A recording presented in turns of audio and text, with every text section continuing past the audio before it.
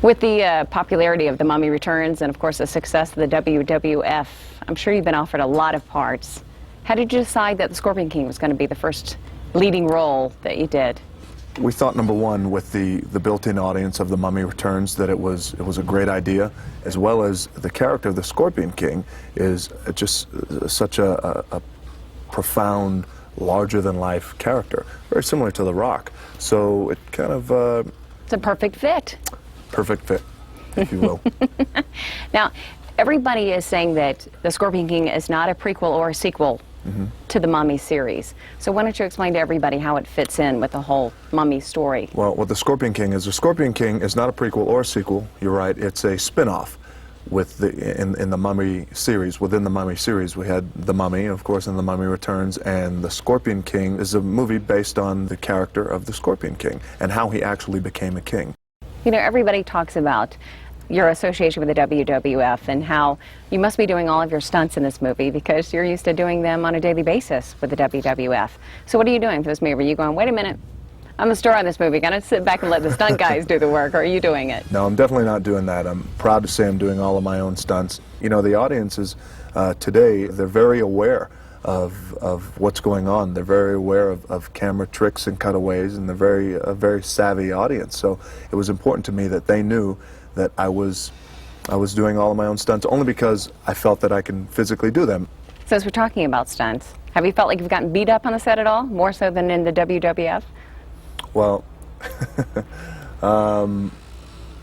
you know, I'll tell you, the fantastic thing about the film industry is a lot of times, you know, everything is props and everything is scored in terms of, you know, the breakaways. And, you know, in the WWF, the metal chairs are real metal chairs, as I can attest to that.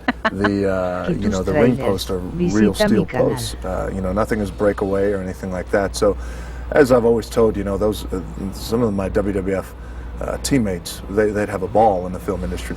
But I've heard my share of bumps and bruises, and you know, we're dealing with staffs and we're dealing with swords, and the swords are real, they're real aluminum, so they're hard, and at times, I mean, there was one particular shot in the film where myself and Memnon actually clashed together our metal swords, and they literally shatter.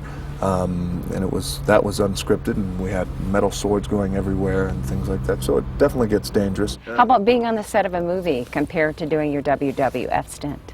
Well, in comparing the two, obviously there's a lot more time and detail goes into a movie set and a certain scene of a movie, because you have to you know, reset the lighting and reset the angles, and you know, you owe this perspective and then you owe that point of view, and you know, and then a big master shot. Whereas in the WWF, you have one take only, and if your match is, say, slotted for 20-30 minutes, you get one take, 20-30 minutes, you go out there and you do your thing, and you rely on your instincts.